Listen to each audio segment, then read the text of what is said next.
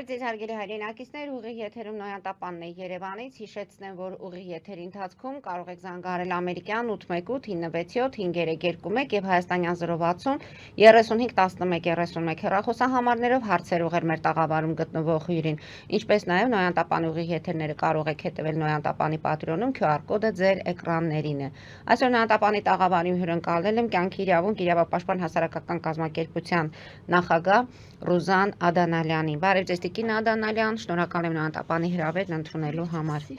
Տիկին Ադանալյան, խնդիրների մասին խոսելուց առաջ ամեն դեպքում անդրադառնանք, որ Սյունիքում երեկ երկու անչափահասներ փաստորեն հայտնվեցին Ադրբեջանի տարածքում, մոլորվել էին, ամեն դեպքում առևանգման հոդվածով քրեական վարույթ է նախաձեռնվել եւ դեպքը եղել էր գիշերը, համացանցում սկսեցին քննարկել, ոմանք հուշում էին, թե որտեղ են սահմանապահները, որտեղ է առաջնագիծ, ինչպես է որ լինում տղաները կարողանում են անցնել ադրբեջանական տարածք, ամեն դեպքում կար նաև տեղեկատվություն, որ ադրբեջանցիները տղաներին նստացրել են մեքենա տարել են, փառք Աստծո տղաները հիմա Հայաստանում են իրենց հայրենի տանը։ Ինչպես է այս իրավիճակը գնահատում, հատկապես այն բանից հետո, որ ոմանք նշում էին, որ մեր սահմանն այնքան մոտիկ են, այդ սահման, այսպես ասած, սահման այնքան մոտ է, որ կամ մոլորվեն, կամ չմոլորվեն, ամեն դեպքում ադրբեջանցիները մեզանից շատ մոտ են գտնվում։ Եվ եթե հիշենք, պատերազմից հետո հովիվների առևանգման դեպքերը եղան, անասունների, այդ ադրբեջանական կողմը կարողացավ տանել նորից հետ բերել, մի խոսքով անվտանգությունը սահմանի եւ երկու անչափահասների այս դեպքը։ Ինչպես նշեցիք, նախկինում ևս նմանատիպ դեպքեր եղել են, թե բնականաբար սահմանային իրավիճակը այնպիսին է, որ ցանկացած մեկը կարող է մոլորվել,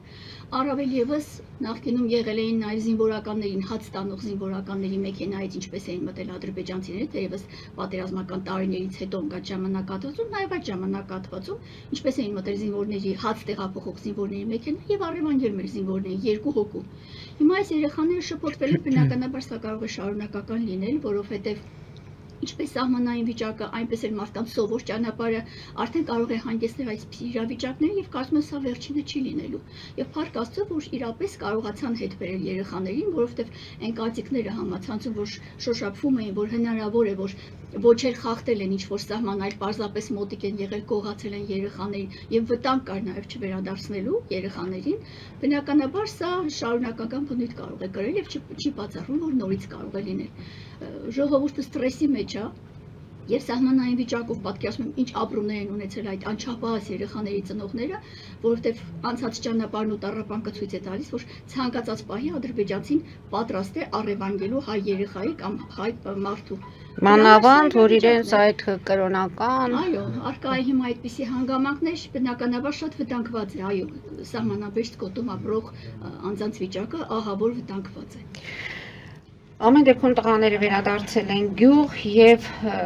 դուք ասացիք, որ բարեբախտաբար տղաները հիմա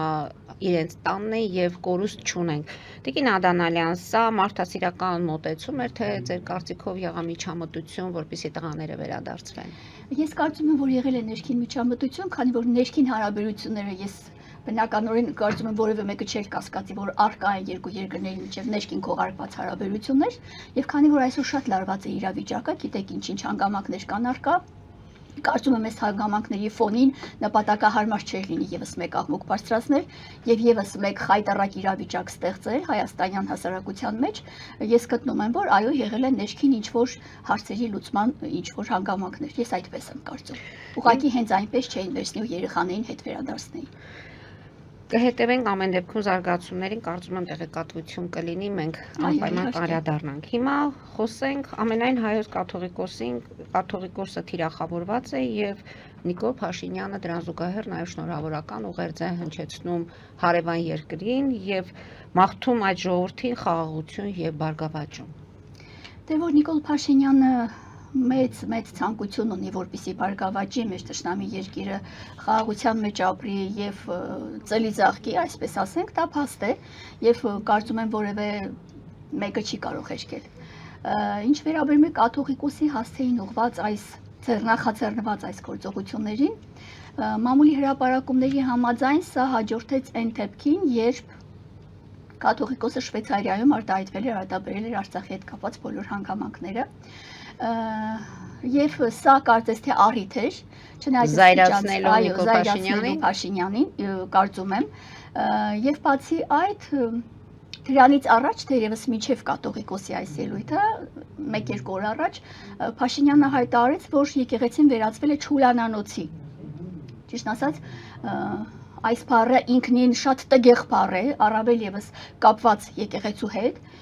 թե ինչի հայտնեց այդ մասին եւ հետո հաջորդեց նաեւ կաթողիկոսի այդ ելույթը Շվեյցարիայում, այնուհետև դրան հաջորդեց մեկ այլ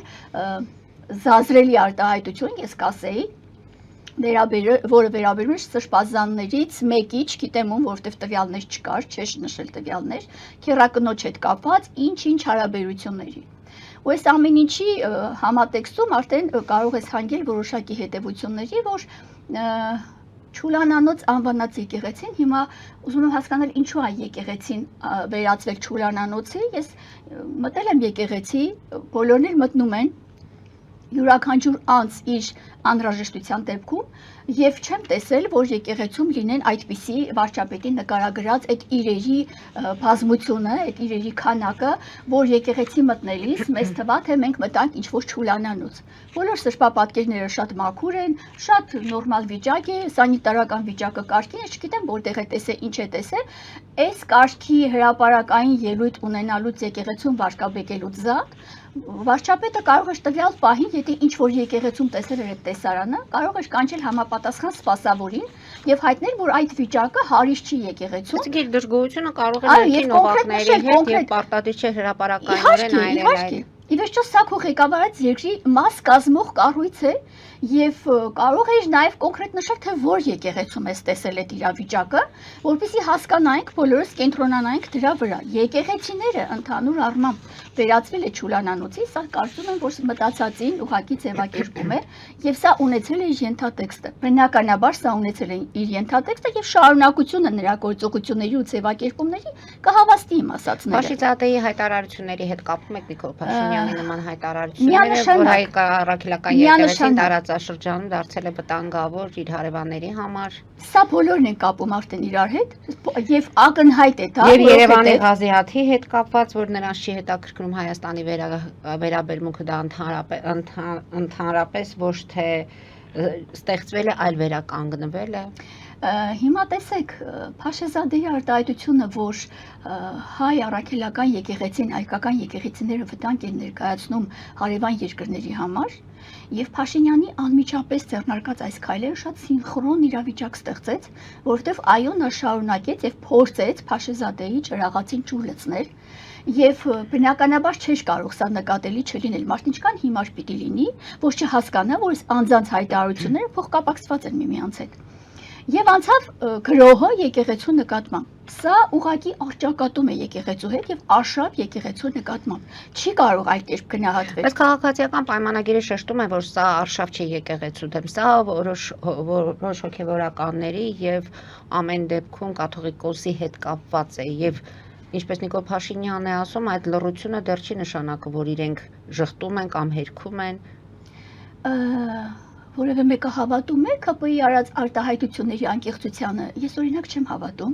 եւ կարծում եմ յուրաքանչյուր բանական մարդ կարող է խորը կասկածներ ունենալ վերջինների արտահայտությունների նկատմամբ, մասնավորապես եթե մենք արշավի եկեղեցու դեմ։ Իհարկե, եթե մենք սա համեմատենք թերևս երբ նրանք նոր էր հաղթել հեղափոխությունը Չակերտներում եւ նրանք նոր էին անցել իշխանության լծակներին, հայտարարում էին կոնկրետ մասնավորապես վարչապետը հայտարարում էր, որ Արցախ Հայաստան է եւ վերջ։ Եվ նա ցույց էր տալիս այնպիսի վերաբերմունք, որ նա ցավում է ժողովրդին, որ նա նախկիններին վերացրել է, ամեն ինչ պիտի լինի արտար եւ օբյեկտիվ, արտարադատություն է լինելու, օրենք է լինելու, բոլոր շնապարոտ դուրսպրծուկներին նա վտարելու է, բոլորին ասֆալտին է պարկացնելու եւ այլ հայոյախառն արտահայտություններ, կարծում եմ բոլորը գիտեն, կարիքը չկա դրանք բառացի մեջ բերելու։ Եվ հետագայում ինչ ստացվեց։ Հիմա նույն իրավիճակը ստեղծվել է եկեղեցու նկատմամբ, խաբեց ինչ է, այդ ամեն ինչի հակառակ պատկերը ձևավորվեց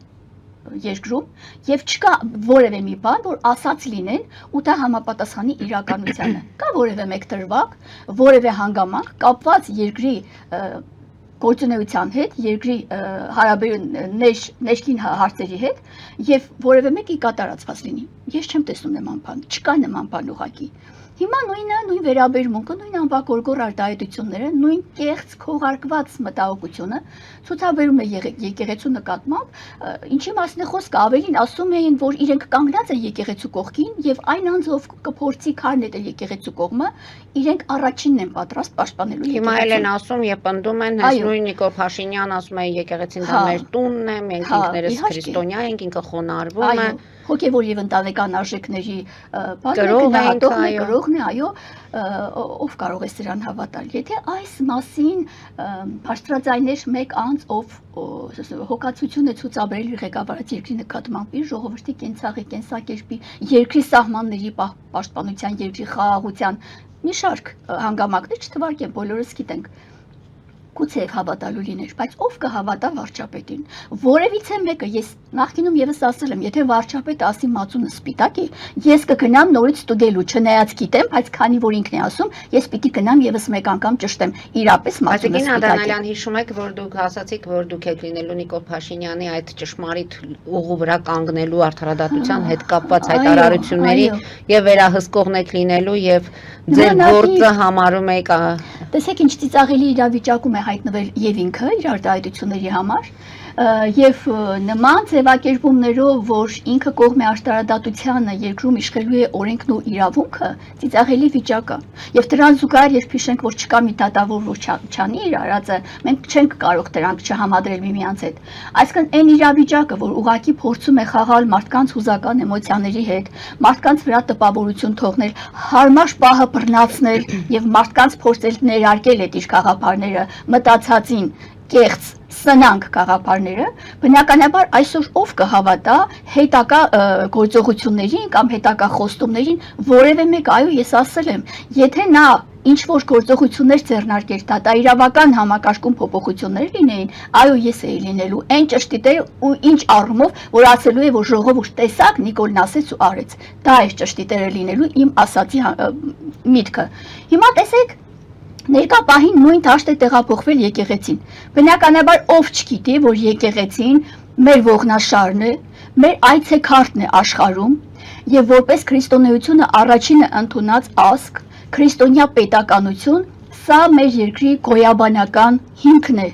Նա սրանով փորձում է թույլատրել մեր երկրի իմունիտետը։ Առանց այն էլ ամբողջ երկիրը ստրեսի մեջ է, ցնցումների մեջ է։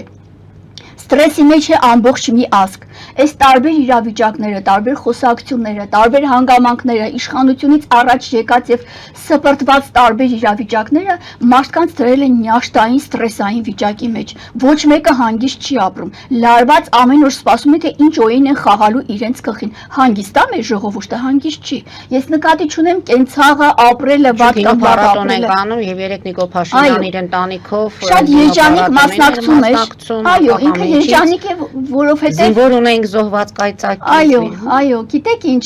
երկրի ղեկավարը, ես չեմ ասում չապրի ղեկավարը, չմասնակցի, չվայել ինչ որ բաներ, բայց երկրի ղեկավարը պիտի այդ ամեն ինչին մասնակցի իր թիշքից ու ձևից։ Երջանիկ է, որովհետև կատարվում են Ալիևյան պահանջները։ Երջանիկ է, որովհետև այն բոլոր ծրագրերը, որոնք իր առջև տրվել են, նայի կատար է ածում հեշտով, կետ առ կետ, բոլորը ինչպես որ նախատեսված է։ Պետ բյուջեում արդեն գումարներ են հավաքում երջանկության իր փիլիսոփայությունը։ Այո, ներքին երջանկությունն է վայելում։ Այնքան բաներ կա, որ մենք չգիտենք։ Մարսելում քննված տան համար մամուլում տարածված այդ լուրերը։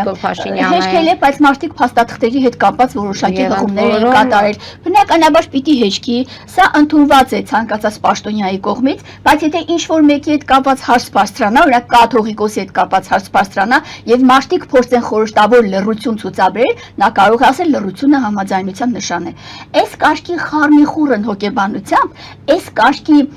ոչ հարիր վարքագծով, ոչ էսթետիկ պահվածքով մենք տեսել ենք Փաշինյանի նախկինում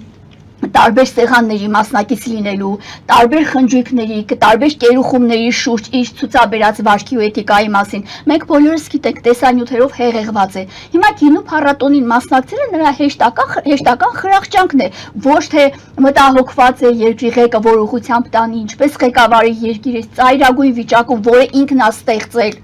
Այսինքն ինքը չգիտեր երկիր ղեկավարը, հիմա եկել է մեր վրա պարապում է ինքը, այս ժողովրդի վրա պարապում է երկիր ղեկավարը, բայց ինքը եկել է նաև հատուկ գործակալների ծրագրով, ամբողջ մամուլը դրանով է հեղեղված։ Հեշտով բոլոր քայլերն իրականացում է, հիմա ձեռքերը գցել են եկեղեցուն։ Կաթողիկոսի պահը սա ուղղակի մահանա է պետք իրանց, քանի որ տեսեք, կաթողիկոսի ուսակրոն չլինելու հանգամանքը ես նշեմ, որ վաղուց ի գիտություն Նիկոլ Փաշինյանին, թերևս 19 թվականին, երբ ինքը նոր 1 տարվա վարչապետ էր, մեծ հրապարակումներ են եղել, հիմա էլ կա մամուլում այդ հրապարակումները, եւ կաթողիկոսի վերաբերյալ կան անուններ, անձնական տվյալներ, տեղեկություններ, փաստաթղթային տվյալներ նաեւ, եւ այս մասին լուր էր Նիկոլ Փաշինյանը, այսինքն եթե հրապարակվել է ու չի հեշկվել եւ Նիկոլը սա լսել է, տեղեկացված է ու անցել է հիմա 7 տարի եւ այս պահին է բարձրաձայնվում, սա նշանակում է, որ սա հասելապահը եկեղեցու դեմ պայքարելու, եկեղեցու դեմ արշավ ձեռնարկելու։ Սա է հենց փաստում այս մասին։ Այլապես սա նորություն չի, նեն չի, որ մի հատ գյուդա արի Նիկոլ Փաշինյանը, բոլորից փորձում է ինչ-որ ցնցել սրանով, մտածում է, որ ժողովուրդը կարող է սրանից շատ խառնվի, ինչ-որ sense բաների մեջ է։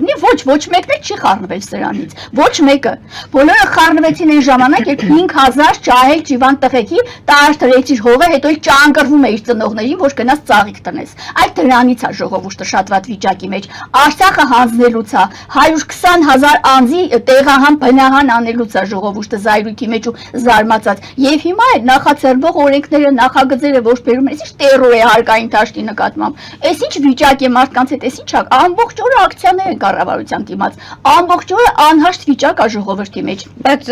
Սերժ Գալյանը, արդարադատության նախարարը, պնդում է, որ եկեղեցու վերաբերյալ վարչապետի բառամթերքը սուր երանգներ ունի, բայց դա չի հատում իրավականության սահմանը։ Սերժ Գալյանը ճիշտ կանի էթիկայի կանոնները մի հատ ուսումնասիրի եւ Սերժ Գալյանին առաջադրված ցանկացած հարց փորձեք հետևել նրա հարցազրույցներին, նրա պատասխանները ոչնչի մասին են։ Նա փորձում է ինչ-որ արտիստիկ ձևով, ինչ-որ շրջանցող, ինչ-որ իրոնիկ բաներով շրջանցել հարցերը, բայց որևէ հարցի ես չեմ լսել աշտարամիտ պատասխան, չեմ լսել պարզապես եւ զարմանում եմ լրագրողների նյարդերն ինչպես են դիմանում, որ Սերժ Գալյանը շարունակաբար այո խայտարակ իրավիճակի եւ ես գտնում եմ, որ նա լինելով աշտարադատության նախարար ստում է եւ չի կարողանում չպատասխանել եւ շրջանցել, նշանակում է չի ուզում իրականության արձագանքել, հետեւաբար դրանք սուտ տեղեկություններ են։ Ինչ կարող է ասել Սերժ Գալյանը, ինչ ինքը գնացել է արդեն մի քանի ամիս է գնացել է սահմանադրությունը փոխելու։ Ինչ պիտի ասի Սերժ Գալյանը գտնում է, որ այո պիտի հրճագագիրը չեղյալ համարվի, այո սահմանադրությունը պիտի փոխվի։ Հիմա էլ ասում է չի բացառվում, որ եկեղեցու վերաբերյալ այո, եւ եկեղեցու կարգավիճակը կարող է փոխվել, բարձր մակարդակով այս մասին հայտնել է, չի նշանակում Սերժ Գալյանը ինչքան ուզում պատասխանի մի պատասխան, ասում է չի բացառվում, ձեզ չի բացառվումը նշանակում է, որ տեղի է ունենալու, մենք ճանաչում ենք բոլորիդ, թեկուզ Սերժ Գալյանը գնա մեկ ուրիշը գա, մեկ այլի նույն որակին է լինելու, սա ղեկավարի նախընտրած մարդիկ են, եւ բնականաբար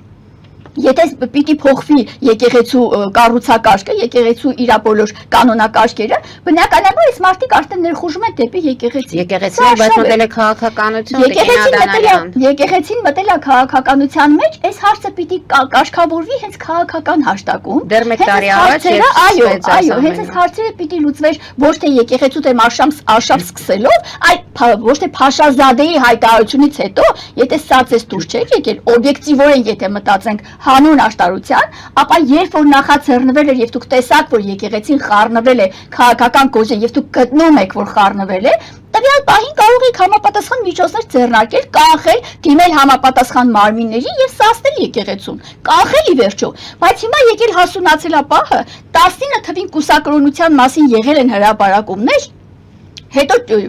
չուլանանոցի հետ է համեմատում եկեղեցին, հետո գալիս են այսպիսի հարցեր են բարձրաձայնում ու հետո հիշում են, որ եկեղեցին քաղաքականացված է։ Հիմա մինչև եկեղեցու քաղաքականացվելը մի փոքր հետ գնանք, ես շատ կոնկրետ ուղղակի ելակի տարի տվյալներ ասեմ։ Այն 20 թվին մոտավորապես, որ արշավ էր սկսվել հայոց պատմության դեմ, որ որոշում էին պիտի դասակարգերը լինի հայոց պատմություն թե Հայաստանի պատմություն։ Հիշում եք այս պատմությունը, պիտի առարկաներից դպրոցում դասավանդող առարկաներից դուրս վերափոխվեց դասակարգի անունը, ճիշտ է։ Հետո նաև հայ եկեղեցու պատմության մասին եղան շահարկումներ, ոչ դա իրենից ներկայացնում է հայոց պատմություն եւ կարելի է առանձին որպես առարկա չուսուցանել։ Հիշում եք այս պատմությունը։ Սա հողելը չէր եղել այս ամեն ինչ, հո Սրբազանը, Պակրատ Սրբազանը չէր ել քաղաքականությամբ զբաղվել, ճիշտ եմ, չէ՞ ես։ Դրանից հետո ինչ իրավիճակ ստեղծվեց կամ մոտ 1-2 տարի առաջ, եթե չեմ սխալվում, նախանցյալ տարի ՀՄԷԿ-ը ինչի եթեր չտրամադրեց վեհափարին բարեմաղթանքներ հղելու իր ժողովրդին ամանորի կապակցությամբ։ Ինչն է պատճառը։ Եղել էին այսպիսի բաներ դերևս։ Ոչ։ Փաշազադեի հայտարարությունից հետո եւ կարծում եմ, որ արդեն իսկ ունեին ներքին տեղեկատվություն, որ եկեղեցիների հետ կապված պետք է ինչ-որ իրավիճակներ ձեռնարկել, եւ այդ հայտարարությունն էլ արդեն բարձրաձայնվեց, այս մարդը վեր կացավ ու որոշեց, որ Ադրբեջանի Փաշազադեի սրտին յուղ լցնելու համար նա պետք է այստեղ միջոցներ ձեռնարկի ցուցադրական ձևով եւ ի ցույց տանի, որ այո, ինքը պատրաստ է, այո, փաստորեն այս քայլերով ինքը փորձում է համոզիչ ստեղծել, որ իրոք եկեղեցին հարևան երկրների համար վտանգ է սպառնում, հա, օրինակ ինչ վտանգ է սպառնում։ Սրա համատեքստում ես ավելացնեմ եւս մեկ փաստական տվյալ, սա իմ կարծիքն է իհարկե։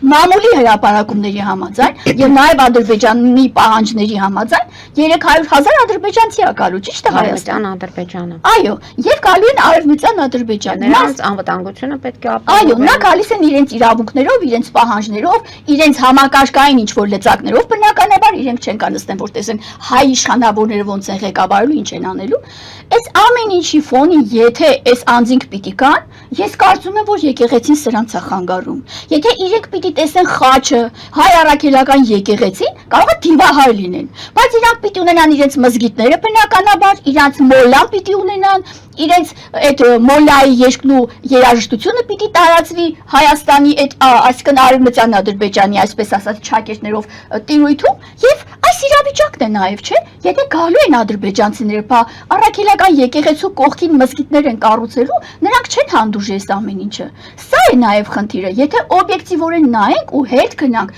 ցանկացած իրավիճակ երբ ստեղծվում է, անկախ դրա որակից, անկախ դրա բնույթից, մարդ պիտի հետ նայի։ Հիմա որ այս իրավիճակը ստեղծվել է, ընկել են եկեղեցու հետևից մահանա են բռնել կաթողիկոսի կուսակրոն լինել չլինելու հարցը, սա ուղղակի մահանա է պետք եւ հասունացել է իրենց մոտ այս պահը, որ պիտի այո, արշավեն եկեղեցու դիմաց։ Եկեղեցին իրենց է խանգարում։ Եթե Փաշազադեին խանգարում է, հետևաբար իրենց էլ է խանգարում։ Սա է ամբողջ խնդիրը։ Եվ հիմա մամուլում նաև այս հատվածում նշեմ նաև, որ մամուլում 3 կարծեմ տեղեկություններ տարածվեցին, որ անգամ ունեն արդեն հարմար թեկնածու։ Հարմար թեկնածուն ըստ մամուլի հրապարակումների Կոստանդնուպոլսի պատրիարքն է Սահակ Մաշալյան, եթե չեմ սխալվում, եւ նրա մասին նաեւ այդ նույն տեղեկությամբ նշված էր, որ Թուրքիայի քաղաքացի է եւ բազմաթիվ կասկածների հիմքում տրված է, որ նա թուրքական գործակալ է։ Հիմա եւ կա հոլովում է եւս մեկ անձի անուն, դա եթե չեմ սխալվում Վազգեն Միրզախանյան, նա էլ եպիսկոպոս է եւ սա այն եպիսկոպոսն է, ով օժտել է Նիկոլ Փաշինյանին եւ նրա թիմին ընտրվելուց, նշանակվելուց, իշխանությունը վերցնելուց հետո։ Հիմա այս երկու անուններն են շահարկվում։ Հիմա բնականաբար եւ նաեւ խոսակցություններ կար, որ սա լինելու է նաեւ Ռուսաստանի ճնշմամբ, իբր թե եւ սա քծնանք է լինելու իբր դեպի Թուրքիային, որ Ռուսաստանը թույլ տա, որ այդ Կոստանդնուպոլսի պատրիարքը նշանակվի որպես հայոց հայ առաքելական եկեղեցու կաթողիկոս։ Բնականաբար արդեն եկեղեցին վերցնում են իրենց ձեռքը։ Հիմա եթե ունեք առաջադրված թեկնածուներ, եթե այս խոսակցությունները ճիշտ են, հիմա չի հեշտվել սա։ Խնդրեմ, հեշտել չհեշտելու պատմությունը։ Լիքը բաներ կան, որ չեն հեշտվել։ Լիքը այնքան բաներ կան, որ չեն հեշտվել։ Հիմա սա դեռևս չի հեշտվել։ Հետևաբար այս փաստական տվյալների համատեքստում, այս նախկինում եւ ներկա պահին տեղի ունեցած իրողությունների ամփոփ պատկերով կարող ենք հանգել հետեւությունների, որ ստեղ կաթողիկոսը ուղղակի մահանա էր, որ պիտի այս մարդուն կահնգեցանեն։ Այլապես եթե սրանք չեն, այս մարդիկ չեն, այս նշածս մարդիկ չեն, ըստ մամուլի հրապարակումների, Նիկոլ Փաշինյանի ձեռագիրն է, որ ինքը բոլոր տեղերի իգական սերի ներկայացուցիչ նշանակի։ Մեղայ կարող է իգական սերի ներկայացուցիչ բերելու տնելու, հա, կաթողիկոսի տեղը դառնա կաթողիկոսուհի։ Վանական կյանքով կա ինչ-որ մեկը ապրած, որ կարող է գա դառնա։ Ես չգիտեմ, համենայն դեպս սա իմ կարծիքն է եւ խորը կասկածներ ունեմ, որովհետեւ բոլոր կարևոր ուժային կառույցներում դրել է կին, իգական սերի ներկայացուցիչ։ Կարող է փոխեն, ինչ կա։ Հիմա եթե իրենք սահմանադրություն են փոխում, Ադրբեջանի պատվերով հռչակագիր են ուզում չեղյալ համարել, ուզում են եկեղեցու վրա էլ ներգործել։ Ես կարծում եմ, որ իրանք կկարողանան նաև այս հարցերի մեջ խցկվել, որը բնականաբար եկեղեցական կանոնակարգով սահմանված, կան սխալներ պիտի լուծվեն եկեղեցու շրջանակներում, այլ ոչ թե վարչապետը կա, SMS գրի, կաթողիկոսը հեռանա իր գործից։ Տիկին Ադանալյան դուրս գան կարճատև գովազդային դադարի, որից հետո կշարունակենք մեր զրույցը։ Հարգելի հայրենակիցներ, հետևեք, քիչ անց կվերադառնանք տաղավար։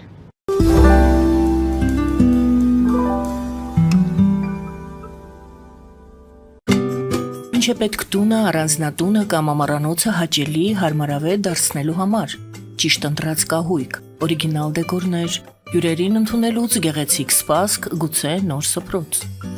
60-ից ավելի ճանաչված եվրոպական բրենդների ինքնատիպ, չկրկնվող եւ մատչելի ընտրանին Fortuna Home and Country House խանութ սրահում։ Նորավոճ սպասք եւ կահույք հորեկա բնագավառի համար, տեքստիլ, տնտեսական ապրանքներ, ամեն ինչ գեղեցիկ կյանքի համար։ Ընտրեք այն, ինչ վաղուց փնտրում էիք Fortuna Home and Country House-ում, ձեզ համար եւ որպես նվեր ձեր մտերիմների համար։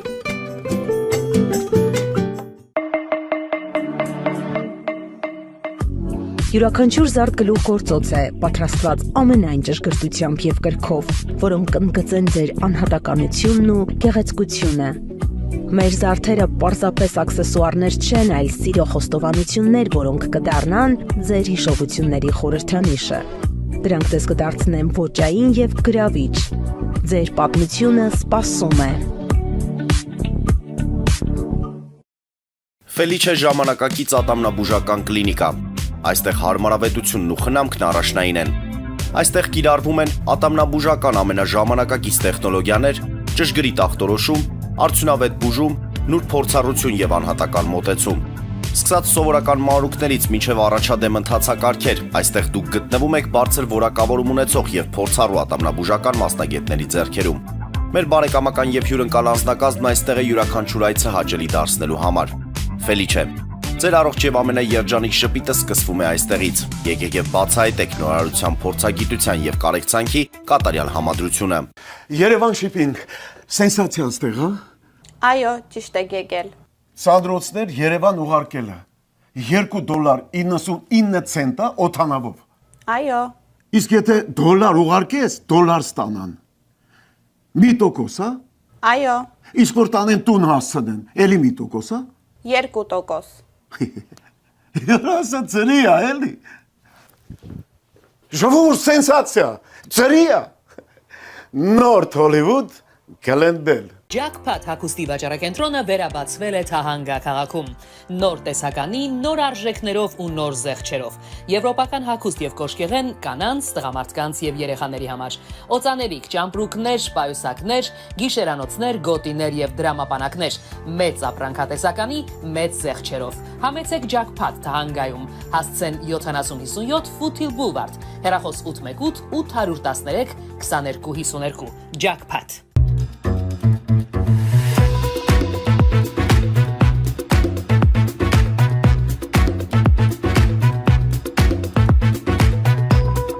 Արարատ ռեստորան, ընտանեկան եւ ընկերական ժամանցի լավագույն հասցե, սիրված արտիստներ, հյուրընկալ մթնոլորտ, հարուստ ճաշացան, անմահական խորտիկներ, Արարատ ռեստորան, հասցեն անփոփոխ, սիրով սպասում ենք ձեզ։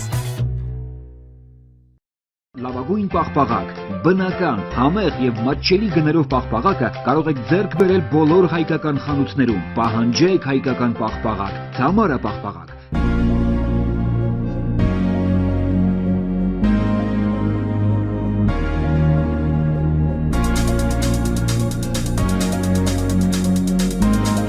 Տպագրեք ձեր գիրքը Նոյան տապան տպագրատանը, ինչպես նաև թերթեր, ամսագրեր, բուկլետներ եւ այլն։ Հասցեն քաղաք Երևան, Իսահակյան 28 առաջին հարկ։ Հեռախոս Հայաստանից +374 55 50 90 52, ԱՄՆ-ից 818 967 567։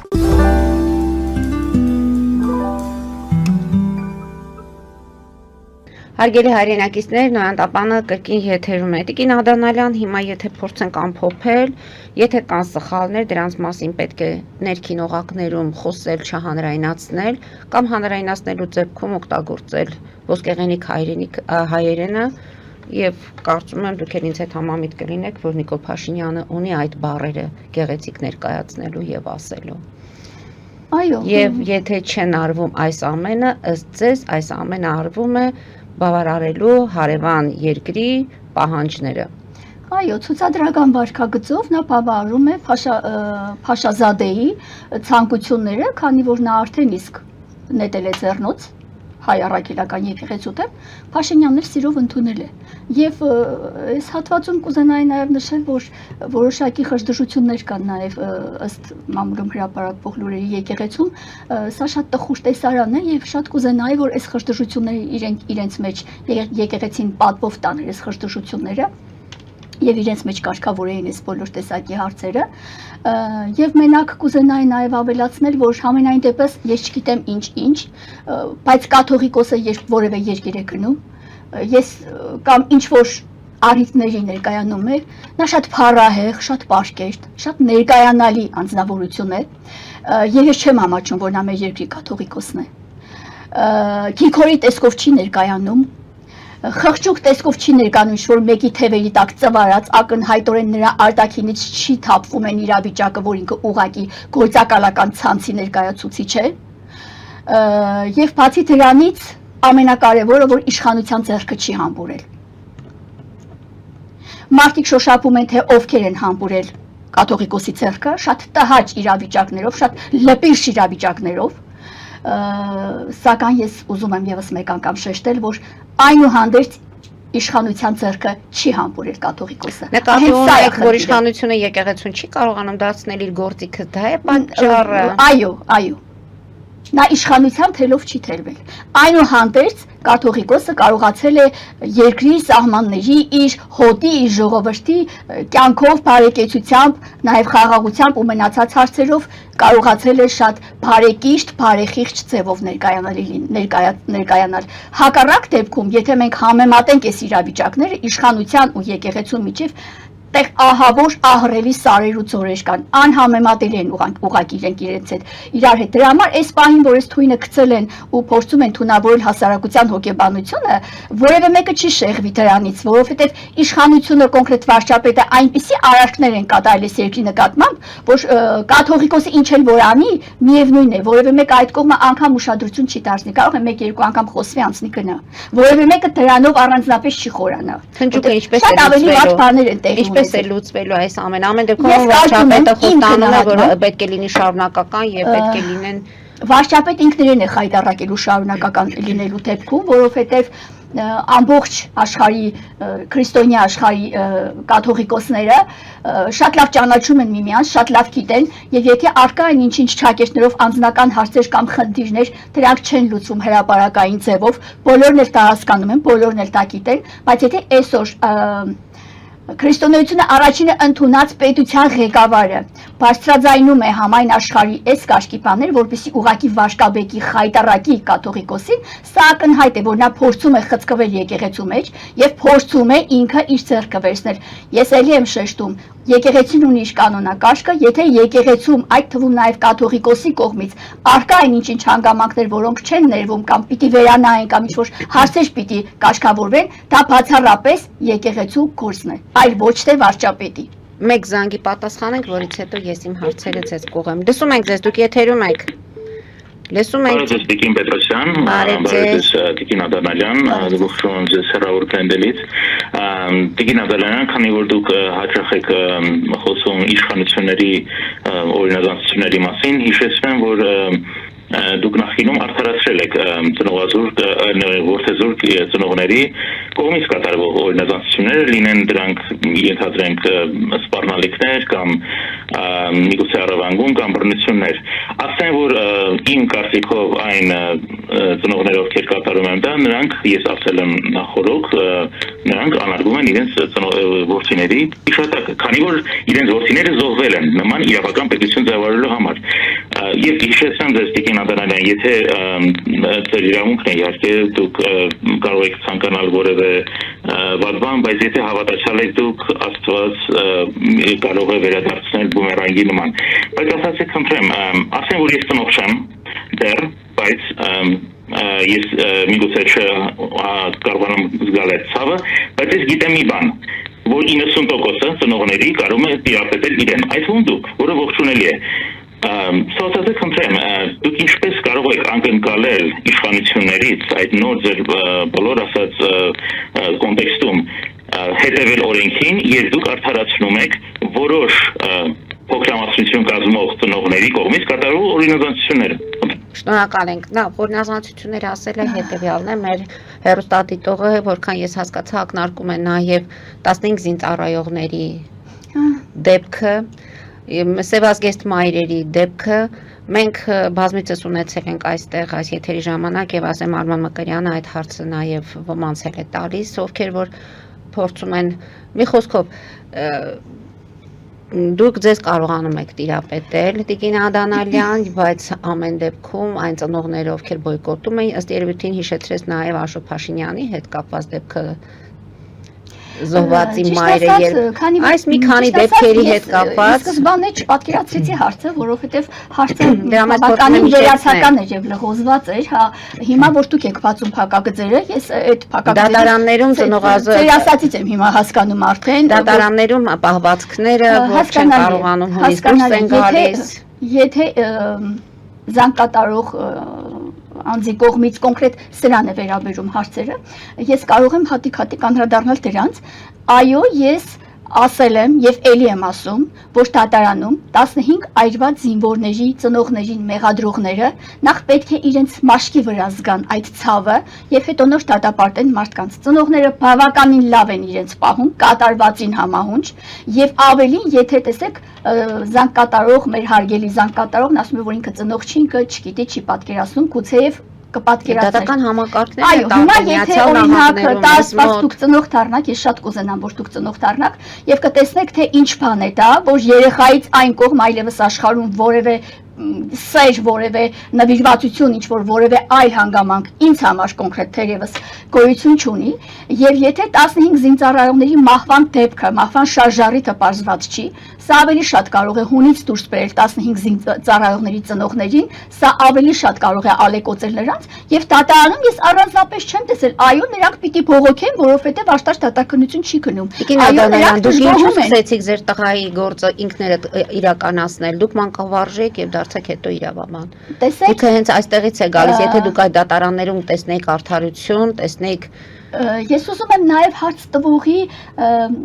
հիմնական նպատակը հասկանալ, թե ինչ է ակնկալում, հա, իր հարցից։ Տեսեք, նաև Աշոտ Փաշինյանի հետ կապված հանգամանքը շատ լավ համեմատություն է։ Եթե 15 երեխայի այրված, դուք պատկերացնում եք վառված, մոխրացած երեխային բերում տնում են ծնողի առջև։ Ես չեմ ուզում ինչ-որ մարդիկ լսեն եւ իրանց էմոցիաների վրա ես կարողանամ ազդել, ինձ համար դա շատ տհաճ է, բայց եթե բերել թրել են ձեր առջև ու ասել են վերցրեք ձեր երեխային, այդ պահին ծնողը ամեն ինչ կարող է անել եւ որևէ մեկը չի կարող մեղադրել։ Եվ հետո մինչեւ այսօր հայտնի չէ այդ հանգամանքը։ Բացի դրանից, հիմա սա համեմատենք Աշոտ Փաշինյանի առևանգման հետ։ Տիկին Գայանեն, Ժորայի մայրը, ազգանը մոռացել եմ, զոհված հերոս ինչ է ասել է եկեք տանենք, գնանք, խոսենք եւ այլն, դարձրեցին առևանգում, այդ կնոջը դատեցին, ընդհուպ միջև դարձրեցին եսիմիշ թեմաներ։ Հիմա համեմատենք։ Աշոտ Փաշինյանի կողքից ծնողը անցել է, դարձրեցին պատմություն, սրտերը մարավ, ուշակնած եղան, դատեցին, բոլոր լծակներն օգտագործեցին, բայց այս 15 զինծառայողների ծնողները խոսում են, ասում են մի խոսացեք, լռեք։ Այսինքն ո՞նց կարա ծնողը լռի, սա անմարդկային պահանջ է, սա ուղղակի բանականությունից ու գիտակցությունից զուրկ ինչ-որ բան է, իրավիճակ ստեղծելու հանգամանք, այսինքն գնան խեղդվեն, սա նշանակում է պիտի սուս մնան։ Ես ենթադրում եմ, որ սրա տակ արկա է այն տվյալը, որ պիտի ծնողը խեղդվի ու սուս մնա, ոչ ծնողը պիտի պայքարի, պիտի աղմկի, պիտի աղաղակի, պիտի այո աչքերը հանի այն մարդկանց, ես ուղիղ իմաստով չեմ ասում, հանկարծ սխալ չհասկանաք, ճակերտներով եմ ասում, որպեսզի պահանջի, թե ինչի համար երեխուն ուղարկեց բանակ ու իր մոխիրը բերեցին։ Դե հիմա համեմատեք։ Բայց ինչի Աշոտ Փաշինյանի նկատմամբ օրենքը այդպես դրսևորեց իրեն։ Դատարանները, հսկող դատախազները, Աշոտ Փաշինյանը ինչպիսի ելույթներ էր ունենում առանց փաստաբանի, գիտեր, որ իր տերուտիրականը դատախազը դատարանն է։ Բայց ծնողները տերուտիրական չունեն, չի երևում, որ տերուտիրական չունեն։ Շարժարիթը այս այրված զինվորների գոյություն չունի։ Թող Նիկոլը մի հատ էս հարցը բարձրացնի, մի հատ ասի ճիշտ է, որ 15 զինծառայողներին կոֆեի բաժակով բենզին լցնելով եղավ այդ բաժարը, ինչի է լռում, ճիշտ է դա, թե ինքը արդեն ցուցմունք տվեց կառավարության նիստում եւ իր ցուցմունքը դարձավ հիմք։ Սա է հարցը, պիտի ամեն ինչին նայել ըստ տեղի ունեցածի հանգամանքների, պիտի ամեն ինչին խորությամբ նայել, ոչ թե ուղղակի վերացականորեն ասել, այս ծնողը, այս վիշտը տեսավ, ինքը գնաց խելոք նստավ, տեսեք ինչ լավ տիրապետեց Հայաստանում ապրել։ Գիտեք ինչ, այո, պետք է Հայաստանում ապրել։ Երևույթների ընկալումը տարբեր է։ Ոչ, եթե մարդը կա մարդկային տեսակ, մարդկային բնույթ, կա մեկը, որը շատ սառը կարող է դատել եւ շատ վերացական նայել դիմացինի ցավին, չապրումակցել եւ չպատկերացնել, անգամ չծանրաբեռնել իր ուղեղը, դե հիմա եղել է ուրիշի հետ աղ, հիմա հրդե ա եղել, վառվել են, մեռան գնացին պրծան։ Այս տեսակի դիտարկումներ կան մարդկային հոգեբանության, բայց մարդ կա, որ անմիջապես դեպքը խորությամբ տեսնում է, անմիջապես դրա շուրջ պատկերացում է կազմում ու գնահատում է դեպքը, եթե դա տեղի ունեցած լիներ իր հետ։ Կարելի է այս կերպ գնահատել, այս կերպ նայել այս ամեն ինչին։ Հիմա անդրադառնամ իմ տիրապետելուն, հա, այո, ես կարողանում եմ տիրապետել, բայց դա շատ դժվար է։ Դա կարող է հասնել մինչև ինֆարկտի հասնելու ճանապարհին։ Դուք փոխել եք ձեր մասնագիտությունը։ Մի քանի անգամ ձեր հանդեպ հարթակումներ են եղել։ Այո, իմ հանդեպ մահափորձ է կատարվել, ինձ մեքենայի տակ են գցել եւ գիտեք ինչ են որակել այդ քրեական գործը, ծեծի հատկանիշներով։ Հիմա դատախազանն Ավարտապետյանը ծեծի հատկանիշներով գործակնության առում, սա խելագարություն է։ Դատախազն ինչքան կարող է իրեն տնել անմեղսունակի տեղ, որ մարդու վրա եշտի ենթակի դիտավորությամբ, սպանությամբ փորձ կատարեն, ինքը տանի ծեծի հոդվածով քրեական վարույթ նախաձեռնի, ու մինչև հիմա հայտնի չի, գիտեն ով արել, ոնց են արել, տվյալները կա, մեքենան կա։ Հիմա այս տիրապետումը միշտ չեն այսպեսի մի խոսք ունի, մեզ կամած սպանում են, մենք դրանից ուժեղանում ենք, բայց վերջում կարող ենք խելագարվել։ Ես ուղղակի հիմնական իմաստը մեջ բերեցի, ոչ ուղիղ իմաստով։ Հիմա ասենք թե մարդը դիմանումա կարողանում է իրան տիրապետել։ Հարգելի զանգ կատարող, սա սահմանափակ չի։ Ես էլ եմ հունից դուրս գալիս, ես էլ եմ իմ ոստուսպանության դատական նիստի ժամանակ շատ պահեր է լինում, որ ես իմ ինքնատիրապետումը կորցնում եմ, որովհետև 10 տարի մարդասպանին բերում են տնում են դեմս, իրան մոտ կատվի թաթիկներին եմ նայում այրունոտ, թուրքի լամուկին եմ նայում ու իրան նորից ստանում են։ Սա խոշտանգում է իմ հանդեպ, սա կտանքների են ենթարկում ինձ։ Նիկոլ Փաշինյանը 7 տարի է մարդասպանություն է բանանում, քննության առնում, բայց դատավորները, արտահայտության նախարարը, ՊԴԽ նախագահ, սրանք մարդ են, ենթադրենք ես ինձ տիրապետում եմ, անսահմանափակ չի տիրապետելը։ Մարդկային հոգեբանությունը սահմաններ ունի, ինչպես մարդկային կյանքը։ Մարդը մեռնելու հատկանիշներով է օժտված, չդիմանալու հատկանիշներով։ Եթե ես տակ տեղից ինչ-որ մի հատ տեղից ես նայեն, հո կինո չի էս ամեն ինչը, էս ամեն ինչը եղելություն է։ Եթե բանակում մի ամբողջ չաստ, մի ամբողջ զինվորական բան կացարան վարվում է, քո բանակը բանակ չի, չուլանանոց է, այստեղ է չուլանանոց։ Եթե քրեական գործից, տեսեք Արտուր Պողոսյանն են նշանակել քննչական կոմիտեի նախագահ, սա եղած չեղած մի հաշիվ է։ Փողատարան։ Այո, փողտարան, իր կառավարման օրոք, իր քրտիտակից փողը առավ գնացին այնց լավ է զգում իրան, այնց պաշճակատը դուրս գալիս հասարակության մեջ։ 11200 է մնացել, ինքը հանցագործ է, ինքը այնքան չկա, տեսեք ինչի եմ ասում հանցագործ, ինքը քննչական ենթակայություն է խախտում, այն քննիչի գործով հանցագործություն է կատարել, տալիս է այդ նույն քննչականի մարմնի մեկ այլ քննիչի, ասում է քննի քո գործընկերոջ կատարած հանցագործությունը, սա խայտառակ հանցավոր գործողություններ են։ Այս Արտուր Պողոսյանը գիտի, որ իմ որդուսպանության գործով իրեղեն ապացույցներ են խեղաթյուրել։ Գիտեք ինչ են արել, դեպքի վայրից եկի սաղ ապացույցները վերցրել լցել նա տոպրակի մեջ տարել են, ոչ մատնահետ կա պահպանվել, ոչ արյան հետքեր են պահպանվել։ Ու հիմա իրանք խոսում են չուլանանոցից, չուլանանոցը որ կաք։ Հիմա քննչական կոմիտեի Շիրակի մարզային քննչական վարչությունը իր իրեղեն ապացույցով չուլանանոց է։ Կլադովկա է Նիկոլ Փաշինյան, գնա տես ինչ չուլանանոց է ընդեղ։ Դրա համար, սենց որ խոսում են մարդիկ, չեն պատկերացնում խորությամբ տեղի ունեցածը,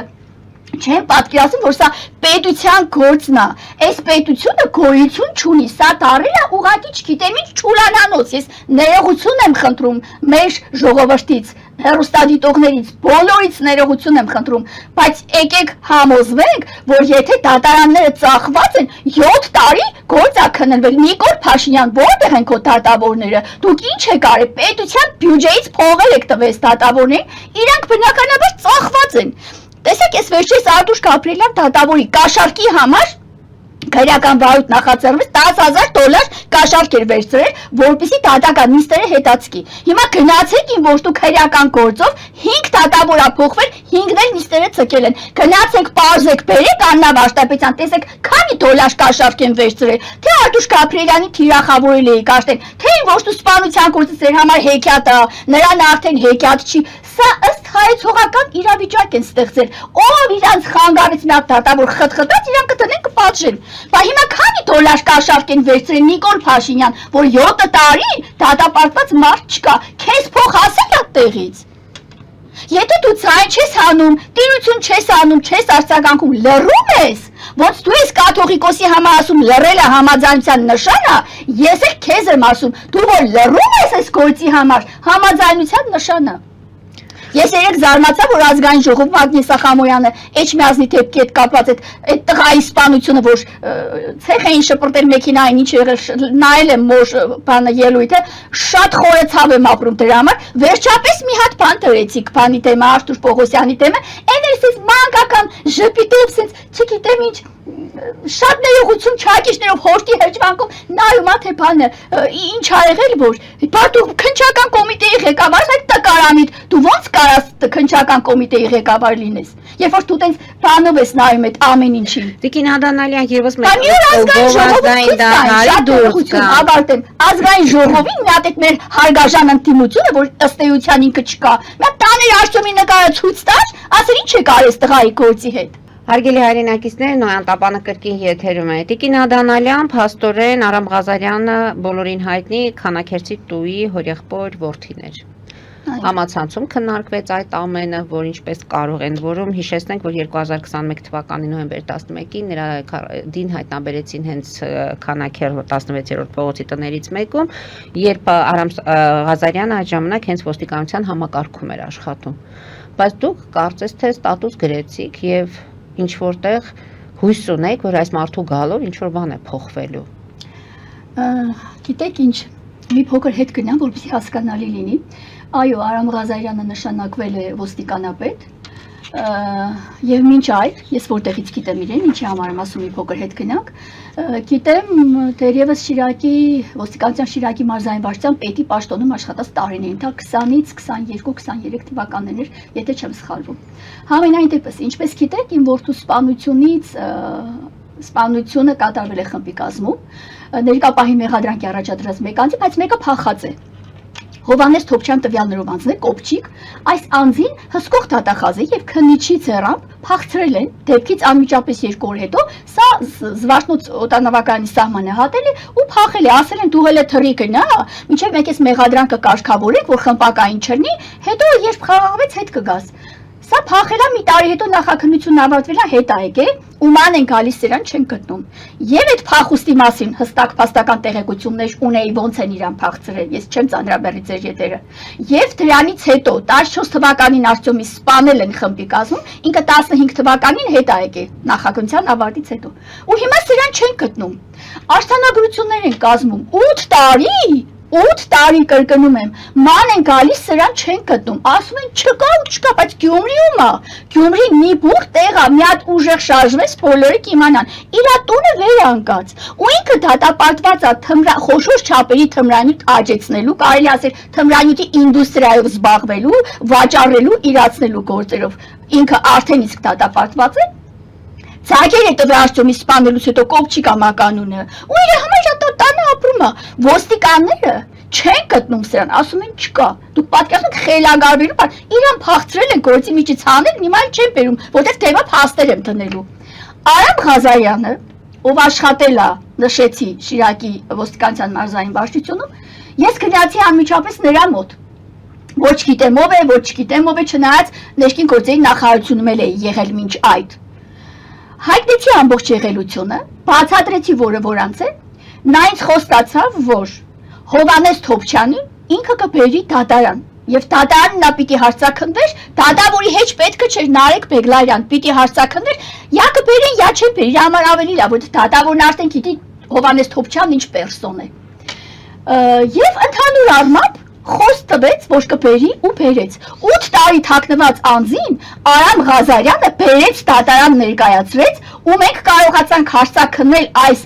մարտասպան հանցագործին եւ կարողացանք փաստեր դնել նրա առջեւ։ Ու գիտես ոնց էր գալիս դատարան այս հանցագործը իրա մամայի, իրա աղբոր, իրա կնոջ, աղբոր կնոցից դաստով գալիս էին իրանք ու դատականիստերին լկտի ռեպլիկաներ էին բաց թողը գիտեն որ ինքն էլ է սպանել Արտյոմին։ Մենք փաստեր ունենք, ես հենց այնպես չեմ ասում։ Անկախ ամեն ինչից ներկա պահին փաստեր կա, դրա համար ես ասում եմ որ ինքը մեջը կա։ Ու պատկերացրեք Արամ Ղազարյանը բերեց, որ ես կարողացա իրացնել իմ իրավունքները, կարողացա 8 տարի փախած անձին հարցաքննել։ Բա այս մարդուն հիմա նշանակել են ոստիկանապետ։ Ես շատ ուրախ եմ, ես հարգում եմ այս մարդուն։ Ես չէի կարող նրա մասին որևէ ստատուս չգրել։ Այո, նա ցուցաբերել է մեր գործով, կոնկրետ տեսեք, ասում եմ 8 տարի փախածին բերել է։ Սա բերանով ասելն է հեշտ։ Մեր գործով ցուցաբերել է բարձր մարդկային ամենակարևորը եւ մասնագիտական բարձր հատկանիշներ է ցուցաբերել։ Եվ հիմա որ նշանակվել այս գործին, ես հույս ունեմ, որ ինքը շատ լավ բաներ կանի, բայց նաեւ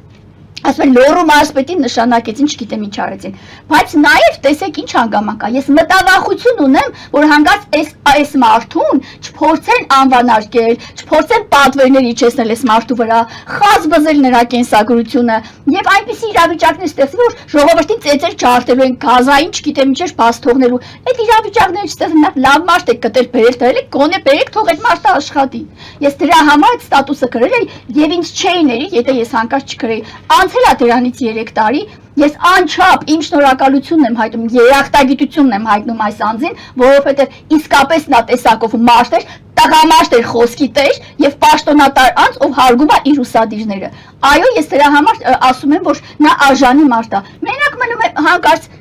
Նիկոլի այդ բաները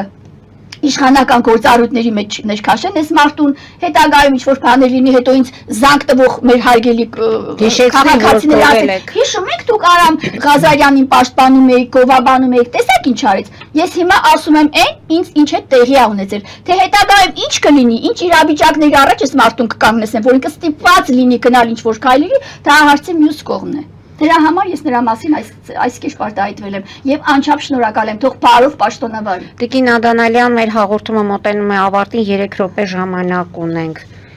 Մենք չհասրեցինք այսօր անդրադառնալ երեխաների առևանգման գործերին, որովհետեւ կարծես թե փոքրիկ Տիգրանը այդ գործերի մասին եւս մեկ անգամ հիշեցրեց, նորից սկսեցինք մենք խոսել, որ այն ժամանակվա դեռ գործեր կան, որոնք չեն քննվել։ Գիտեք, ես շատ հակիրճ ասեմ, չնայած շատ ավելի խորը քննարկման թեմա է սա, բայց քանի որ ձեր եթերաժամանակը մենք կարծում եմ մենք ժամանակ կունենանք, որտեղ ասում են այդ գործերը փակված են։ Սուզաննա Սարգսյանը փաստաբան հայտարարեց, որ դրանք փակված չեն։ Ոչ, հիմա Գյումրիում քրեական գործ է քննության առում, քրեական վարույթ կա նախաձեռնված, Գյումրիի մանկատան երեխաների ապօրինի եւ նրանց օրգանների առքուվաճառքի ենթադրյալ հանցագործության վերաբերյալ սխալ քրեաիրավական որակմամբ, դա փակված չի եւ չի կարող փակվել։ Եվ շատ մեծ ուշադրություն կա կենտրոնացած այդ գործի վրա, թող իրենց այդպես չթվա, թե որ իրենք առել դրել են տակներ ու սենց քնել են այդ գործի վրա, դա հենց այդպես է մնալու, ոչ թե այդպես չի։ Եվ Սուսաննան շատ ճիշտ նկատառումներ արեց, այո, արկային նաև միջազգային հանրության ուշադրությունը, հետագայում հայտնի կդառնանք, իմանանք որը որանց է, սա մեկ։ Ով որ ասում է փակվել է, դա իր ցանկությունն է հայտնում, որ փակվի, բայց չի փակվել ու չի կարա փակվի, որովհետև 166 երեխաների մահվան դեպքը պարզված չի։ Սա մեկ, ինչ վերաբերում է Տիգրանին փոքրիկ, ես չեմ հավատում, որ Տիգրանը ինքը իրան քայլով գնացել են գիտակետը, սուտ է սա։ Սուտ է, որովհետև բազմաթիվ հարցեր չեն ստացել իրենց պատասխանները։ Սուտ է, որովհետև այդ ամբողջը ես նայել եմ Վիկիպեդիայով, այդ Մարմարի կետը 37 կիլոմետր է, Շամշանի նյութերն եմ նայել, շատ ուշադիր ես գիտեք, որ այս կաշկի դեպքերին շատ ահավոր տարված եմ, ինչպես 15 զինծառայողների մահվան գործը։ Ամբողջ կետը հատիկ առ հատիկ Նիկոլի ասացի նման քյաբաբ առ քյաբաբ քարուքան դարեցին, նայեցին, զննեցին, Տիգրանը չկար։ Տիգրանը 2 տարեկան էլ չկար եւ մայիսի 9-ին նոր պիտի դառնար 2 տարեկան։ Ըստ հարևանների նա նորմալ չէր քայլում։ Ինչպես գնաց հասավ գետը, հետո այդ ամբողջ գետը քարուքան դարին նայեցին մանեկան ջրասուզակներ, փրկարարներ, պարեկներ, կամավորներ, Չարեն ծավան, Սևան, չգիտեմ ինչ հրազդան, սաղ տեղած մարդիկ եկան հետազոտեցին, չկա մեկ էլ հանկարծ 22 օր հետո վայ Տիգրանի տին մարմինը հայտնվեց բանում ջրանցքում ծանծաղուտ ինչ որ ճահճոտ մի հատ վայրում այդ վայրը 1000 անգամ նայել են այդ վայրի կողքից հազարավոր մեքենաներ են անցել մարդիկ են անցել ու չեն տեսել որ բոլորի հայացքը ամբողջ համացանցը հառած էր մարմարի գետի վրա եւ եւս մեկ փաստ որ եթե մայրուղու վրայի խանութն ունեցել է տեսագրող սարք եւ դրա տեսակետից մեր հերոստատիտողներին նշեմ որ մենք հիմա IBC-ից դուրս ենք գալիս բայց շարունակում ենք Patreon-ում քանի որ ուզում եմ անպայման Տիկին Ադանալյանը իր միտքը շարադրի միջև վերջ եւ ավարտի։ Շատ լավ, շնորհակալ եմ։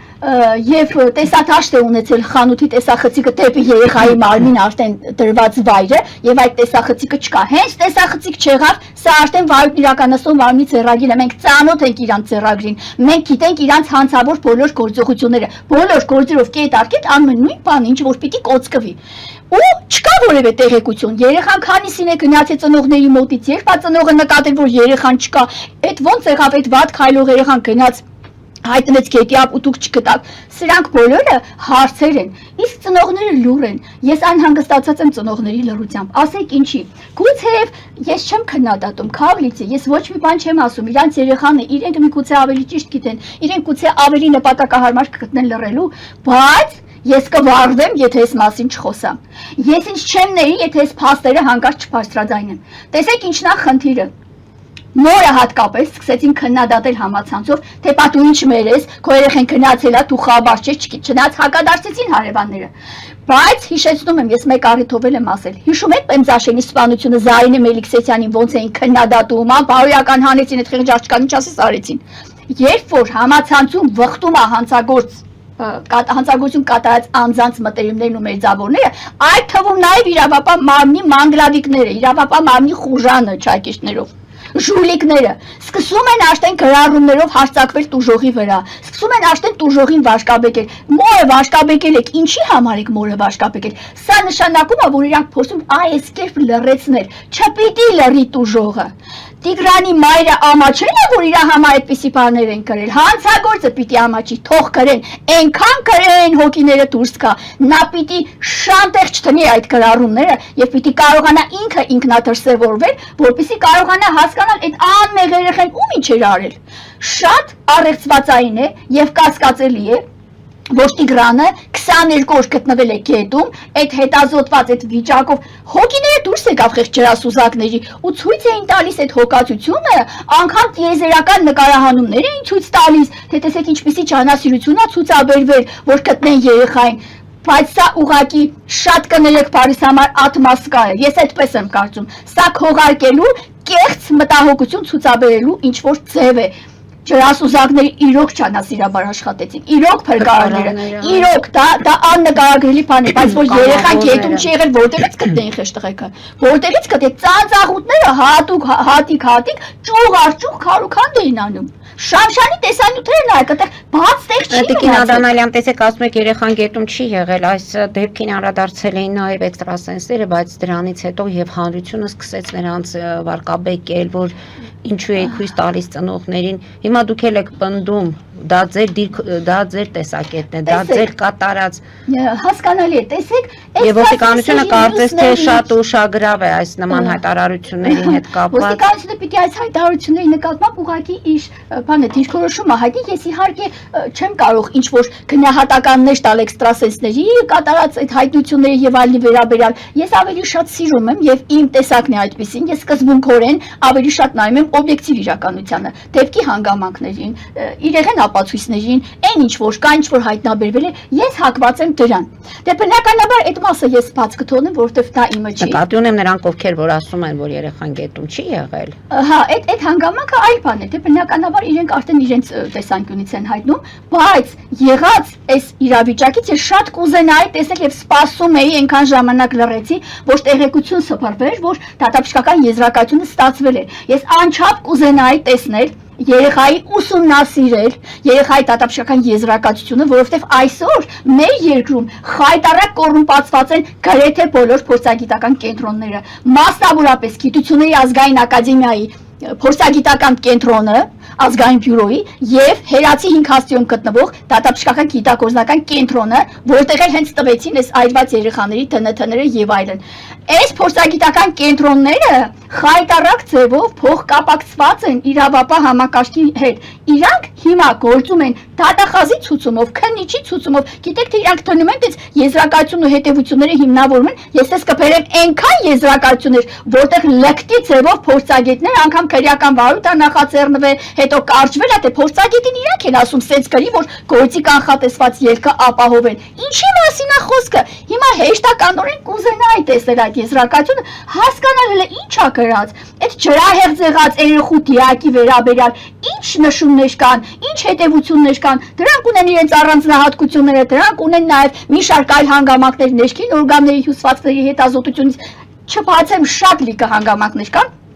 որ կարելի է դրանց վրա ուշադրություն դարձնել։ Հիմա այդ դատապշտականներ ստացան, սոսաղի բերանը փակեցին, հա, ասեցին վեշ պրծավ երեխեն խեղդվել է շքետում, այդ գործը կկարճեն, կփակեն, կգնա, կլի դժբախտ պատահար։ Սա է այս երկրի օրենքն ու օրինականությունը եւ ամփոփ եմ խոսքս, ես այս Տիգրանի դեպքի հետ կապված շատ ուրիշ հանգամանքներ կան, ուղղակի հասկանալի արդեն պիտի եզրափակվի նաեւ այս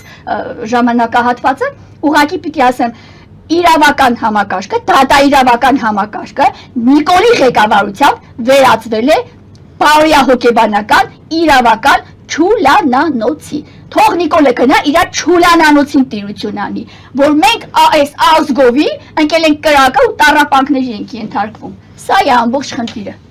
Շնորհակալություն եմ հայտնում Տիկին Ադանալյան, ամեն դեպքում հետևենք զարգացումներին, հարկ լինելու դեպքում կհանդիպենք կրկին այս տաղավարում։ Հարգելի հայրենակիցներ, այսօր այսքանով ավարտում ենք, հետևեք զարգացումներին, մնացեք խաղաղությամբ։